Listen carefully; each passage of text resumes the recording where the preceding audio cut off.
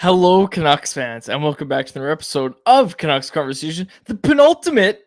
I learned that word yesterday. Penultimate. I knew what that word was, but when you said it in the moment, I didn't quite It sounds remember. like you didn't know the word. You can No, just I knew Come what it on. meant. I couldn't remember if it meant the one before or if penultimate meant like the final one. You know what I mean? Yeah, so you didn't But know exactly what it meant.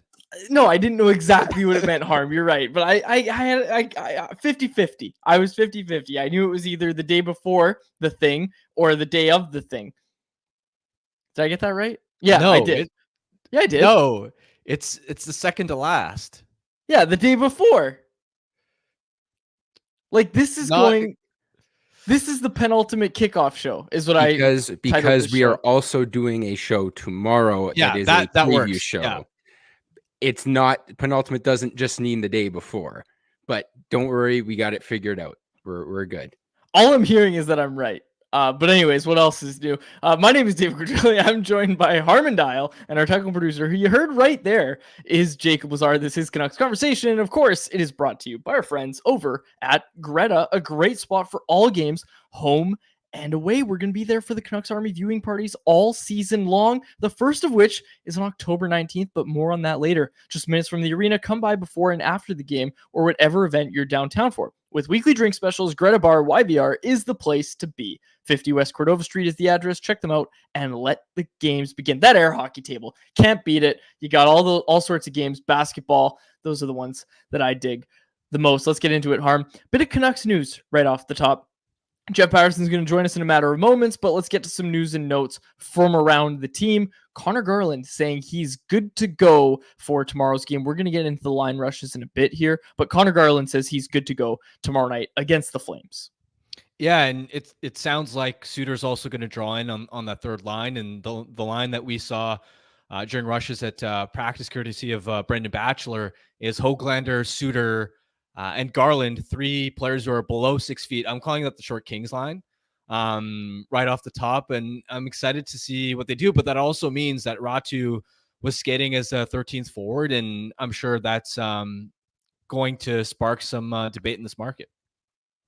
I was upset about it. Like, I was fired up about it. I found out like 2 minutes before we went to air because I was busy before the show, but you and I were just chatting about it off air for a second. I don't really want to debate per se, but I don't know. Guy makes the team in Ratu. I was just like, let him have this. Let him have this. I personally, I would have put Pius Suter on that fourth line and just take Nils Amon out. Nils Amon should be the extra for the camp he had. I know you can't send him down. Nils Amon sucked all preseason long. What are we doing? Ratu deserves to be in the opening night lineup.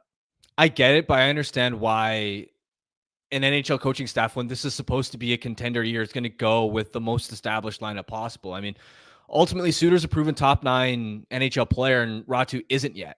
So I understand why they put Suter there, especially because it's a limited sample. But in regular season games last year, Suter and Garland's 5-5 numbers together were dominant. And then when it comes to that fourth line slot, I mean, I understand why you're going to have them on there rather than Ratu, even though Ratu's the better player, just because that's going to be a fourth line that takes on a lot of defensive zone starts, plays more of a defensive identity.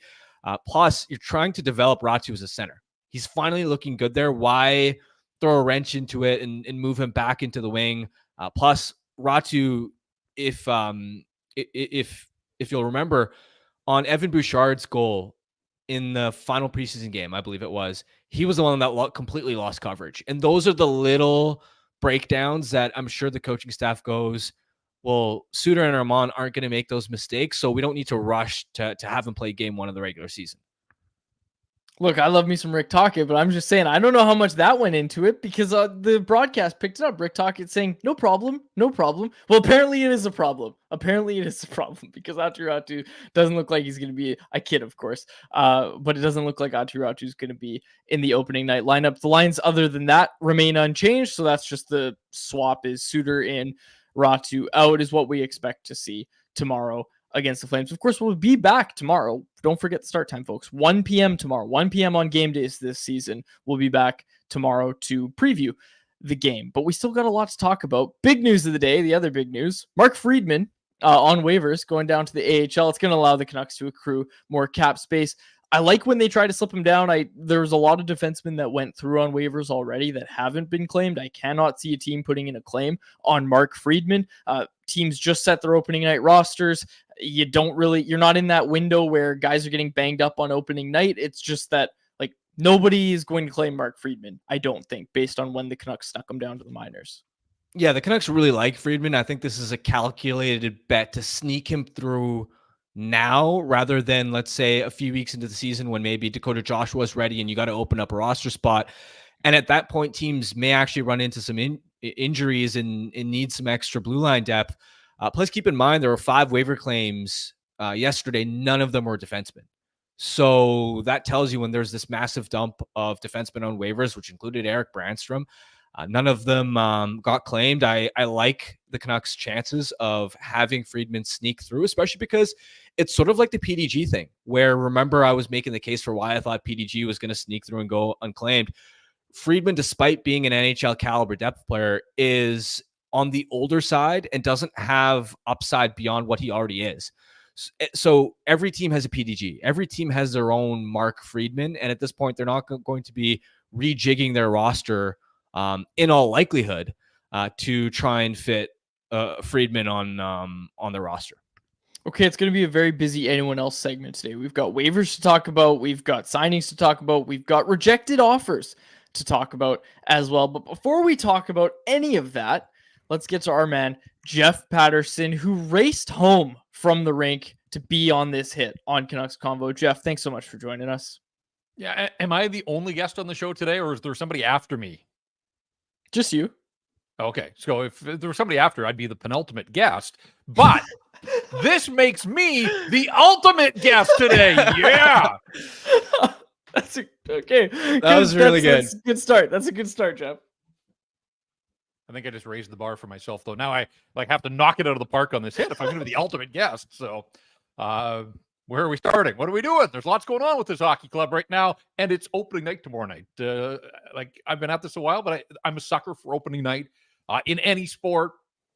Opening day, I guess, in Seattle, playing midday hockey today. Why not? Utah Hockey Club. Going to get a first look at them, and then it's the Canucks tomorrow night. So yeah, fired up, ready to go. What matchup other than the Canucks? Obviously, we're going to talk about the Canucks. What matchup today, of ones that are happening today, are you most looking forward to watching? I'm all in on Connor Bedard. Want to see second season of Connor Bedard. So you got Connor Bedard, North Van Kid, and this Utah Hockey Club. Again, I'm a sucker for sort of all the pomp and circumstance that goes into opening day or opening night. So I want to see, what kind of show does Utah put on in its first? You only get one chance at a first ever game. So, first goal in franchise history, all that kind of stuff. Yeah, that's probably the game. Mid-season, Chicago and Utah, maybe not so much. But opening day, that's the one. I mean, Florida-Boston's probably a better matchup in terms of, teams that have history and teams that have designs on doing things. This season, I'm not sure how we got Seattle and St. Louis on opening. Like, that's just a complete non-starter to me, but apparently it is the starter for those two teams.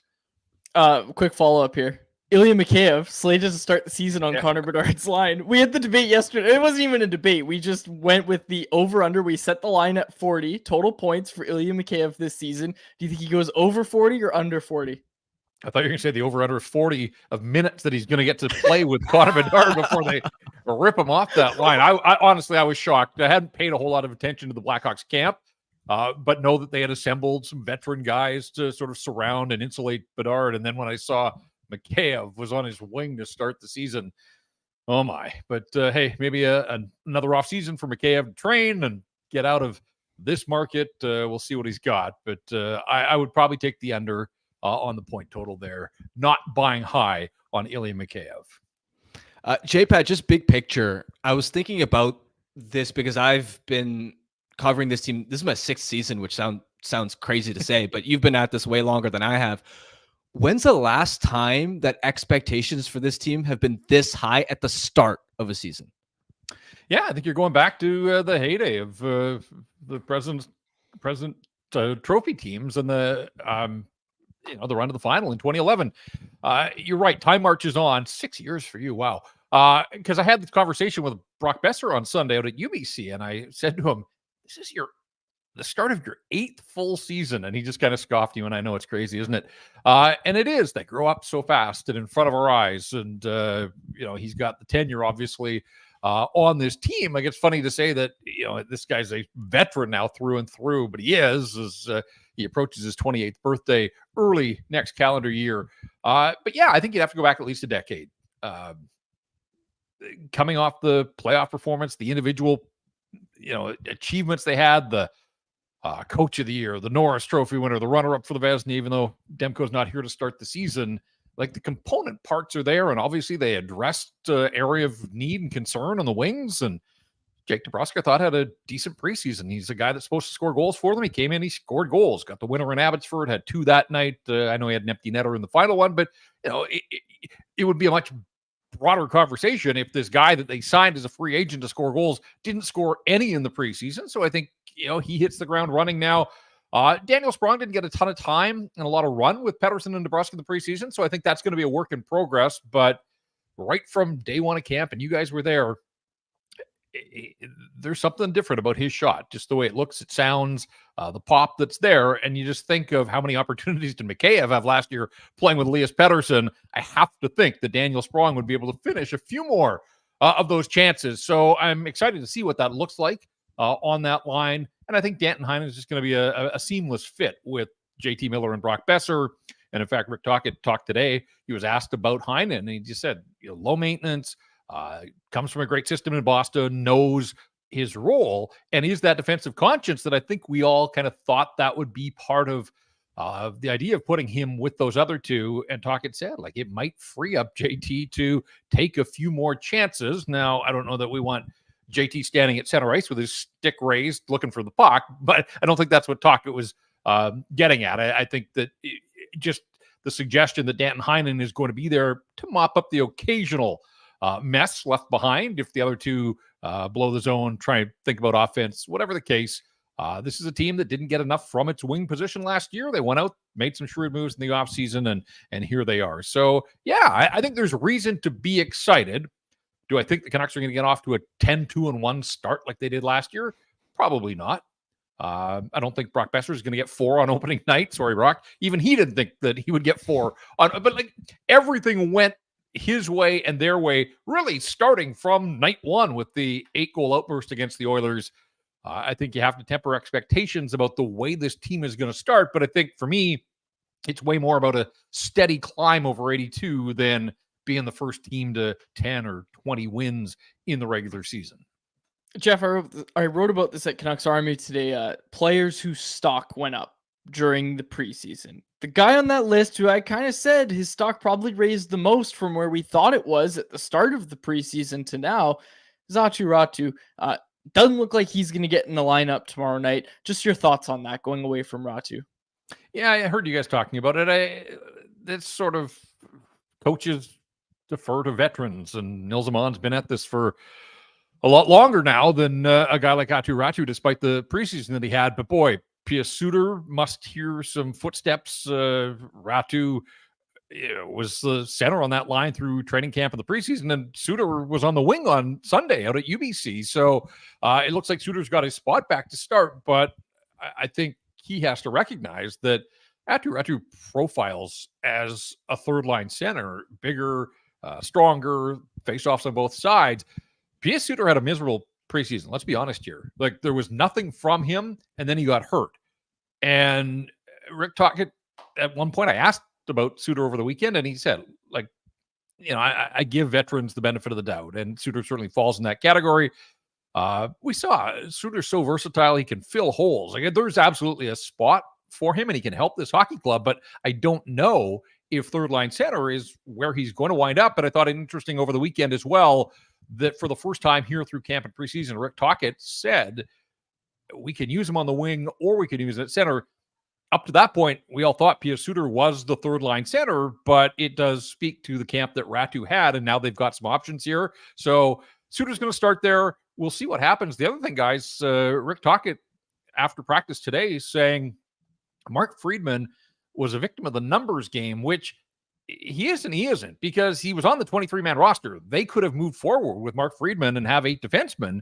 They chose to put him on waivers, try to get him down to Abbotsford. is there another shoe to drop here? Because Tocchet, in the same breath, also said Archdeep Bains isn't here now, won't play tomorrow, but he could be here and could play as early as Friday. So if Friedman clears, they're going to have a roster spot, and we'll see what they do with it. Is this all part of them just starting to accrue cap space from day one, or are they looking at either bringing up Bains and going with 2 extra forwards, or they had the 2 righties as the extra D? Are they looking for balance? Could it be Brandstrom or Christian Wolanin? So there are some options here. I don't think that we're to the end of this little saga, if you will, just yet. I do think that there is a corresponding move to come here at some point. Another big piece of news of the weekend was the 3-year Nils Hoglander extension. What did you make of the Canucks being proactive in making a bet on a player that I think a lot of us were looking at him and going, he took significant strides last year, but still has some progress to make as far as really establishing himself under Rick Tocchet? Honestly, Harm, my first thought was, wow, security for Nils Hoglander. And then I thought, hey, they gave Vasily Podkolzin a 2-year extension in April and traded him in August. This management group isn't patient. We know that. And I'm not suggesting that that's going to happen with Hoglander, but just because he gets an extension here doesn't mean that he's going to be around long term. He could still be a trade chip, but I think at $3 million, he'd be viewed as a value here and around the National Hockey League. But a nice reward for the 24 goals that he scored last year, and he has been terrific from day one of camp. And on that line with Ratu and Garland, they were buzzing in Penticton. They've buzzed through the preseason as well. I'm really curious to see ultimately where does he slot in, because Dakota Joshua is going to return. I was told that he skated again this morning ahead of the group. I mean, this is real progress now that Dakota Joshua is starting to ramp things up. He's going to go out on the road with the Vancouver Canucks. At some point, he's going to get back in there, and you just assume that he's going to start with Garland and whoever's in the middle. So does Hoglander move up the lineup from there, or does he fall down to the 4th line where he had so much success early in the season? And the beauty there is that he showed, like, if he gets demoted to a 4th line role, he can still be really productive and win his matchups there. But I think at this point, that versatility is a bit of a selling point for him, that he can play anywhere in the lineup and help the Vancouver Canucks. But just because he's starting on that 3rd line left wing spot to begin doesn't mean that ultimately that's where he's going to go. I think there's a lot of moving parts here. Daniel Sprong is going to have to continue to earn his spot with Patterson, because they know that they could plug Hoglander into that spot as well. But I think bottom line is 3x3 for Nils Hoglander. There's a real opportunity here for the Canucks to extract some value, because he had arbitration rights. If he had backed up his 24 goals with another anywhere close, even 20, take that to ARB, he was going to cash in, I think, more than $3 million per. So I think, again, another nice piece of business by the Vancouver Canucks front office to get it done now. Not a distraction. There's some cost certainty for the club, and obviously for Hoglander, he gets a little bit of security in his back pocket as well. Jeff, last one from me here. We know what the defense score is going to look like. The penultimate one, right? Yes, that's right. It is going to be the penultimate one, because Harmon will have a question, I'm sure. I'm going to start mixing that word into my vocabulary a lot more. But anyways, yeah, penultimate question here for the ultimate guest. The defense core. I almost lost it. You were rattled. Yeah, I almost lost it. You were rattled. The defense core. We know what it's going to look like. Like, we've seen the pairings for a while now. It's our poll question today. How confident are you in the Canucks defense pairs heading into the year? Yeah, I've got concerns. There's some red flags. Certainly, Harm and I sat in the press box and watched that game on Friday against the Oilers, and there were a couple occasions Derek Forbort had time, puck on his stick, and we always talk about that first pass and, clunk into guys' skates when it should have been a simple breakout. And there were a few of those types of occasions, and Vinny Desharnais, work in progress there. They like the raw skills. They think that Adam Foote's going to be able to mold him and sort of follow in the line of what they did with Tyler Myers last year. But in saying that, I'm curious, how do they use them? How often do they use them? 2 games at home where they can shelter them, and then they're out on the road for 4 where they don't get last change. And this league's so heavily scouted that teams are going to try and jump that opportunity when they can. So I thought Carson Soucy had a really nice preseason. I remember last year he got hurt in the preseason finale and then was gone for the first 15 games. Just kind of quiet, but I thought even from camp through the games that he played, he looked solid, scored a nice goal on the pass from Petey there the other night. So, yeah, I think like a lot of people, I've got some questions and concerns. Now, is there enough in the team structure with the forwards and the goaltending doing its part as well to insulate those guys? You hope so to a degree, but at the same time, this is the NHL, and if you can't get the job done, you're going to get exposed. So Forbort better be a really good penalty killer, because I think that's where the utility is going to come in with a player like that. And Desharnais, we'll see. I mean, it got to a point in the playoffs where the Oilers felt that they had better options, but he was able to play a full regular season schedule. And, you know, with that experience, you just hope that another year he's a little bit more advanced, a little bit better, and ultimately we'll see how it plays out. But yes, I'm like most people that think if this team is going to take that next jump, that at some point with this cap space now that they're going to accrue, they have to be looking at upgrading the blue line. The Pullman trade, of course, which Eric Brandstrom also came back to Vancouver is as part of that move, is of course the reason why they're able to accrue some cap space right now and avoid LTIR. Just big picture, how impressed are you with this front office's ability to be proactive, to solve some of these cap issues, even going back to getting off of Ilya Mikheyev at a reasonable cost midseason, Anthony Beauvillier in the middle of the season, when they wanted to acquire Elias Lindholm, they were able to attach Andrei Kuzmenko as part of that. Just how impressed are you with this front office's ability to just maneuver and find ways to manufacture cap space when it's required?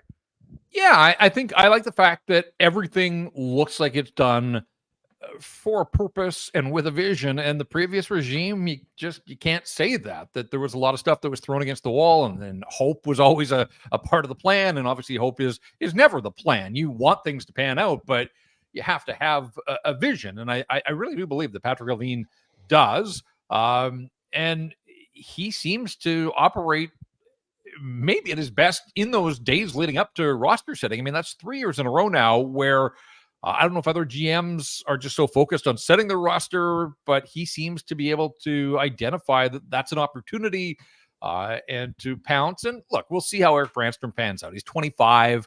Usually first-round picks, if they get to 25 and they haven't stuck in the National Hockey League, they are what they are. But I'm here if he turns out to be a late bloomer. We'll see. Although it was funny because I asked Alvin yesterday, was Brandstrom a player that the front office had identified in the summer when he was a free agent? And he said that there had been some internal talks and the pro scouting had certainly discussed him. But then in saying that, obviously they elected not to sign him. So they felt that there were other options out there that they just liked better.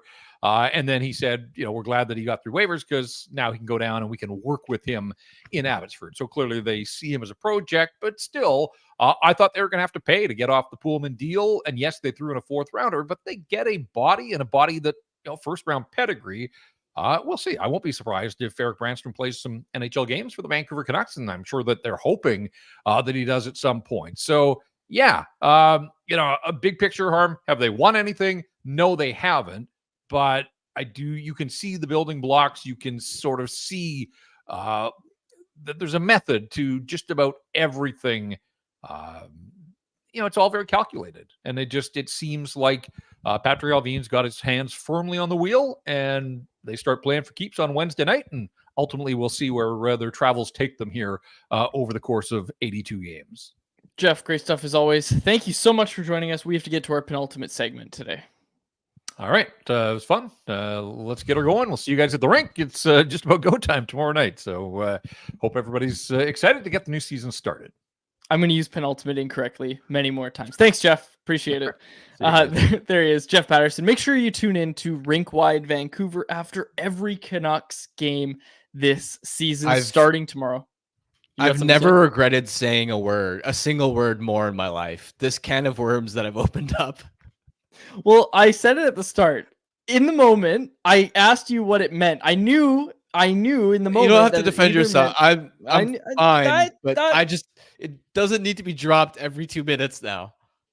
We'll see. I might get a shirt that says penultimate and then with the definition underneath it and just walk around with it so I never forget. Look in a mirror if I have to. Oh, I'll get it reversed. Please, so when if you actually get that t-shirt. I think that'd be really funny. I think I have to do that. I'll send it to the folks over at nationgear.ca. Get them to design it. Speaking of Nation Gear, that's going to be the site you want to go to. because the season's here and we're kicking it off with our crew at Greta. Join us. It's all going down on Saturday, October 19th at our Home for the Fans Greta Bar, presented by Fountain Tire. Doors open at 3 p.m. and you know the drill. Tickets are going fast, so hit up nationgear.ca before they're gone. We're going to have it all. Prizes, trivia, and more to keep the energy buzzing all night long. We're doing it for a great cause, supporting the BC Mental Health Foundation. Don't miss out on the biggest kickoff party of the year. Be there or hear about it all season long, just like the word penultimate. Visit nationgear.ca to reserve your spot. That air hockey table. It's going to be a good time. 19 plus. Events 19 plus. I also should say, Jacob, bring that back up for a sec. Did I read something about pizza special? Can you bring that? Yeah, there it is. Whoa. Oh, the $10 Army nachos. Let's go. Oh, just as nachos. I hope they're still Army nachos. Yeah, it's a good time. It's going to be a great time. We had a really good time the first one we did, and I'm excited to kick it off this year. 4 p.m. start. Doors open at 3 p.m. though. So check it out, nationgear.ca. Don't miss out. Also, folks, make sure you fill out the Family Feud survey. We do need some more responses. Don't make us go to Twitter. If you're listening to this on podcast or on YouTube, the description to the survey the link to the survey is in our description on both YouTube and podcast. Make sure you fill that out. Also, Erwin here said penultimate is already a shtick in Canucks media. What am I missing? Is that already something that I don't know? Is it? Erwin, you're gonna have to explain yourself because I haven't heard that before. Clearly, but anyways. If it is, it's probably like, I bet you Drancer's used it in some context and has, because who else would really use it and have it become a shtick? Sakaris. Well, maybe not a shtick. Sakaris would just say it in passing. Anyways. Yeah, I could see that. All right.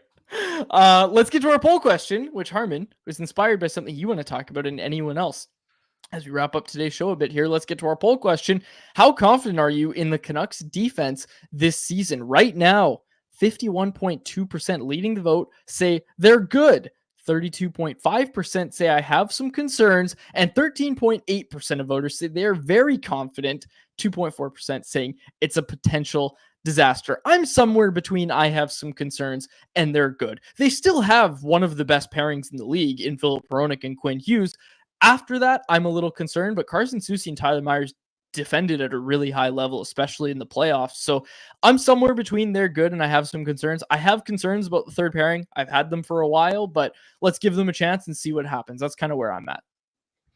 Yeah, I'd say that's a fair take. To me, they're ideally going to want to add a top four puck mover to play with Soucy on that right side.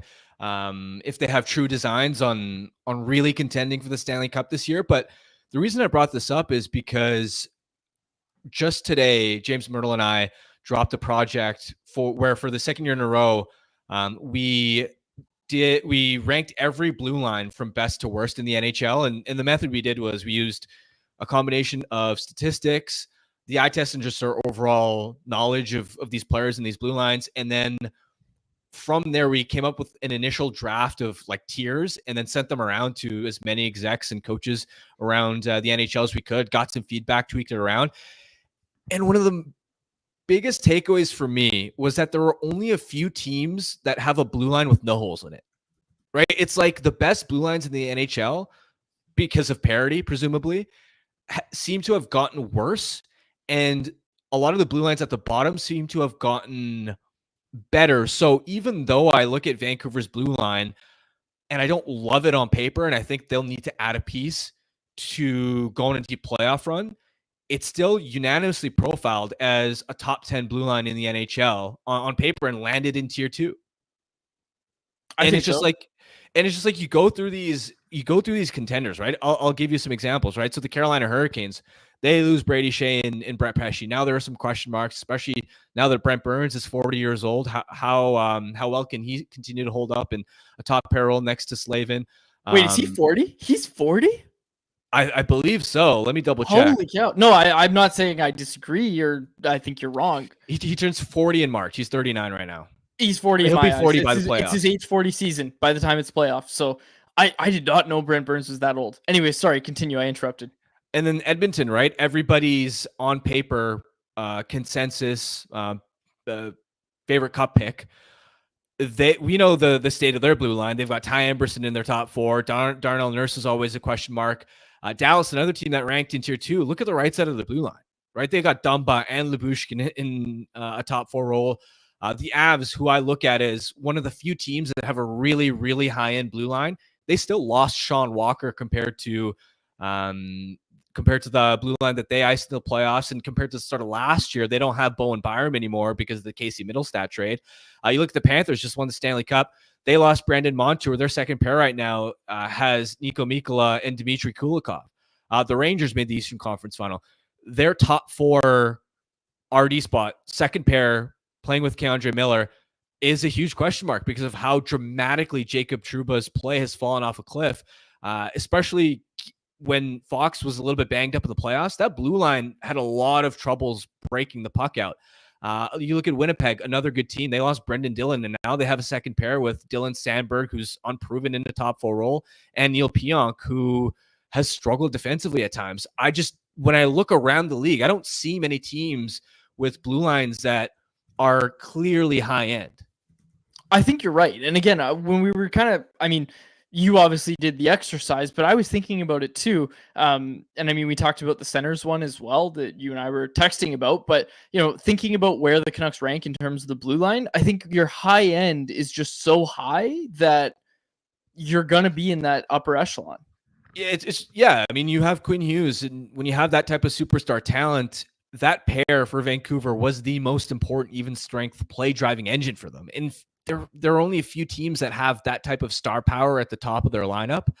Even another team like Nashville, where the bottom end of their lineup isn't the best, right? They're probably a top 4 defender short. But when you have Yossi and Shea just like powering the top of your blue line, it goes a really long way. I would consider Vancouver in a very similar boat as Dallas as well, right? Because Dallas has Heiskanen and they have Harley and a defensive stopper and Esa Lindell. It profiles pretty similarly to Vancouver, where you're like, you love their top 3 defensemen, but afterwards the depth sort of falls off. I'll also say this. I really believe that Carson Soucy is one of the more underrated second pair defenders in the NHL. Like, to me, it's a clear, like, Hughes, Hronek, and then Soucy is, to me, very clearly their third best defenseman. And it just comes down to, can you find the right additional player to round out that top 4? It's like we've been saying since the summer. With Tyler Myers, you like him more on a third pair, and for Carson Soucy, look, he obviously is their third best defenseman. Can he stay healthy? That's always the question it feels like we're asking with Carson Soucy. Let's get to anyone else. I'll also say this, one more thing. Now that I mentioned that, we're talking about Canucks wanting to ideally add to the blue line. Well, given how many contenders have question marks, especially on that right side of the blue line with Dallas and Edmonton, with Florida potentially, with the Rangers potentially, there could be a serious bidding war for top 4 defensemen at the deadline, and it makes me wonder, what are the prices going to look like? And who's going to come on top? Like, who has the most to offer? Again, advantages, like we were talking about accruing cap space, that's going to be a feather in the Canucks cap. That's going to help them when it comes down to it. And again, we talked about it yesterday. You brought up a really good point that they don't really have any bad contracts right now that you can make a dollar in, dollar out move. Now, if you're making dollar in, dollar out moves, it's more like, all right, we're giving up a guy like Nils Hoglander, a guy we really like, but we had to make the money work. Accruing cap space is obviously going to help them. We have an explainer article on what accruing cap space actually means, because a lot of people have been asking that over at CanucksArmy.com. So if you want to go read it, we wrote about specifically why that benefits the Canucks and why it's a good thing that they're accruing cap space, and accruing even more with Mark Friedman down in the minors. So let's get to anyone else. Which is not brought to you by anybody today, but I'll just tell you all about it. I want to tell you about anyone else because I've got something. So if you're new to the show, folks, got a lot of new listeners. Anyone else is basically at the end of the show, we ask the listeners, the people on the YouTube live show, to chime in with their thoughts. If they have questions, if they have takes that they want read, just chime in. This is our part where we read from our inbox here. And also we bring up our stuff from around the league that we noticed. So I wanted to bring up this one. Report from Kevin Weeks today. Igor Shesterkin declines an 8-year deal at $88 million. Would give him an $11 million AAV, making him the highest paid goalie in the league. And he declined that offer. I wrote about this at Canucks Army, and I always say don't pay your goalies long term. And I'll go to my grave saying that, don't pay goalies long term. I get it from Shesterkin's perspective. Leon Draisaitl just signed an 8-year deal at $14 million, and he's in that elite tier, obviously, of forwards in the NHL. And that's their attempt at projecting going into the era where the cap's going to be increasing. And I don't even want to say era, going into some years where the cap is going to be increasing. That's their best attempt at it. So basically, Igor Shesterkin is probably thinking of himself as, okay, well, if that's what an elite forward gets paid, I'm an elite goaltender. He's a proven elite goaltender. He's won the Vezina. He's always in the upper categories of save percentage every single year. So he's up there. He's going to be up there. We know that. I look at that and say, okay, yeah, I do deserve more than 11 million. If I'm Shesterkin, if I'm the Rangers, I don't pay it. Like I wouldn't suggest to any team to pay a goalie long term like that. I think it's a bad idea. I think there's far more cons than there are pros. But for the player, I totally get why Shesterkin would decline an $11 million option, especially when Swayman got 8.25. Like Shesterkin's in another tier above Swayman. So if Swayman's setting the bar here, Shesterkin kind of, and again, obviously it's probably one of the first offers that the Rangers have given him, but the fact that it's out there in the media really makes me think the Rangers thought, okay, we were pretty certain this was going to be something he either accepted, or they're looking at it and saying, okay, now that this is out there, our next offer will be one that he accepts. Yeah, if that required cost on a Shesterkin extension creeps up above 12 and a half, that's where it gets really dicey. And the Rangers are in a real bind here because that team is so reliant on elite goaltending to power them at 5-on-5. Shesterkin's sort of irreplaceable for them. He's their best player. They're in, I don't even want to say the middle of their cup contention window. They're at the back end of it when you consider the ages of some of their best players like Panarin and Trocheck and Zibanejad, Kreider, well into their 30s. So what do? Do you pay that massive cost and attach yourself to a contract that towards the back end could become an absolute albatross just for the sake of keeping your cup window open? Or is there going to be a price where you simply have to walk away? But if you do walk away, how the hell do you keep your team at a contender status? That's the thing. You probably don't. Like you have to do patchwork goaltending, and that's just going to be a risk. You're going to have to go out and acquire someone. You're going to have to either sign someone in free agency. You're going to have to make a trade for someone with this new cap space that you're gaining. Look, I think this probably ends up either at 11.5 or 12 million. I can't see it going more than that because, like I said, Leon Draisaitl, an elite forward, got 14 million. And the reality of it is, no matter how much the cap goes up, goalies aren't paid more than forwards. That's just not going to change, right? Like the elite skaters are always going to make more than the elite goaltenders. But I understand from the player's perspective, wanting to get closer to that level, right? And again, you kind of look around the league, and I think when the highest paid player was 12 million or 12.5 million, the highest paid goalie was 10 million. So again, I'm just throwing numbers out there, but maybe Shesterkin's looking at it and saying, okay, I want to be 2 million less than Draisaitl, or I want to be 2 million less than whoever the highest paid player is because I should be the highest paid player, paid goalie in the league. So I get it. Like, that's what I'm trying to say is I get it from the perspective of the player here. But I also understand why the Rangers probably wouldn't want to pay that, and ultimately why it's out there in the media. Like, I get it. Yeah, like you said, I expect that they'll settle somewhere between 11.5 to 12. Yeah, I agree with you. I agree. I think that's exactly where it comes in. Let's get to the chat here. This one from Dan Jardine. Paying Igor $12 million into his mid-30s is very risky, but he will be well worth the dough for the next 3 or 4 years. That's the other thing to consider, is that you just laid it out, Harm. That's your path to contending, is having Igor Shesterkin during those years. That's your only way you're staying as a contender if you're the New York Rangers. The other thing to consider, though, he's going to be 29, so an 8-year deal, the Rangers can offer him an 8-year deal.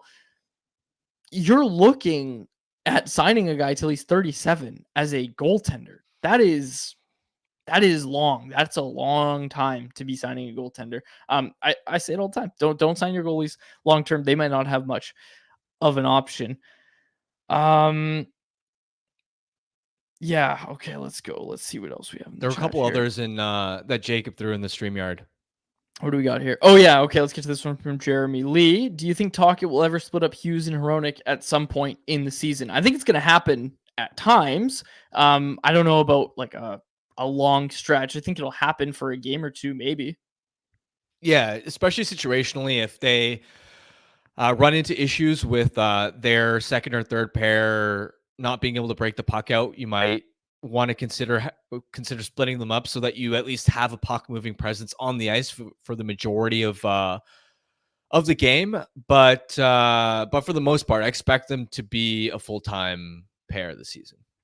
This one from Miss L in the chat. What do you think about Vegas picking up Lavoie, then waiving him again? Did you see this? The Oilers are expected to claim him back. It's going to be a little Yuri Patera situation for the Oilers. I don't know what I don't know what I saw that today because I do a daily sort of waiver tracker for The Athletic, and I was like, I don't understand it, but I'm sure there's a reason for it. I just haven't had the opportunity to dive deep into it. All right, Jeremy Lee's asking because there's a few people bringing up Jugmeat Singh in the Canucks Combo YouTube chat. There's a rogue ad on Canucks Army that we're trying to get rid of, and we're working on it, folks. We're working on it. It's not as easy as you might think. There's just this rogue clickbait ad. I'm not clicking on it, but there's a rogue ad on Canucks Army right now. So some people are having some fun with it. I get it. It's tech team's been working on it. I flagged it this morning. Anyway, so I'm not going to get into it too much, but just so people are wondering why we're talking about this in the chat. That's why people are bringing it up. It's a wild rogue ad that we need to take. You got to send me a screenshot after the show. I will. I will. Yeah, it's pretty bad. Okay, this one from K-Town Chef. If Demko's out for 4 weeks, that would have him miss 10 games start the season. What would be a good record for the Canucks during that time? You have to be above 500. That's the way I look at it. Like that's the bare minimum is you have to be above 500. Like J-Pat said, probably not going to start 10-2-1 again, but you have to be over 500. You have to be confident that you're a top team after 10 games. Yeah, that'd be solid. Plus, we'll see. It didn't sound like, based off Alvin's quotes yesterday, that Demko might be back that soon, despite the original Drager report. I don't know how you interpreted it, but it didn't seem, he sounded more optimistic about Joshua than Demko, just kind of reading between the lines. Yeah, that's kind of what I took from it too. Okay, let's get to our Bet365 bet of the day, Harm, as we close out today's show. We'll be back tomorrow, like I said, folks, at 1 p.m. We'll be back to break it all down. Have you seen anything? I feel like this is starting to make that territory where it's crossing over to other sports and everybody's seeing it on Twitter. You must have seen something from the Dodgers-Padres game on your Twitter at some point, right? No chance. Nothing about the throwing the ball into the dugout, fans throwing beer at the players, nothing? No, what? That's crazy. No, it's getting wild, dude. The Padres and Dodgers series is getting wild. I also want to point out, I nailed it. I said the Padres would win on one of my Bet365 bets of the day. Got that right. Yesterday, I called the Royals to beat the Yankees. That happened too. So you going to stay with the hot hand? It's up to you, folks. Michael King is on the mound for the Padres tonight. Walker Buehler, who got robbed. Did you see this as well? Walker Buehler got robbed in LA. Like yesterday or 2 days ago or something like that. They stole a $100,000 watch off his arm at like a horse racing track or something. Anyways, getting a little off topic here. Michael King is on the bump for the Padres tonight. You can take the Padres to beat the Dodgers tonight at -155 odds. You can get that right now over at Bet365, a proud partner of Canucks Conversation. Open an account with Bet365 today and bet on a huge range of markets, whatever the sport, whatever the moment. It's never ordinary at Bet365. Be sure to use code VANBONUS when you sign up for an account. We'll wrap it up there for my co-host Harmon Dial and our technical producer Jacob Lazar. My name is Dave Woodrelli. Please fill out the Family Feud survey, folks, and thanks so much for listening to the episode of Canucks Conversation. Canucks Conversation is live Monday through Friday, every weekday at 2 p.m. over on the Canucks Army YouTube channel. Make sure you like, subscribe, and interact in the YouTube live chat every day with us, folks.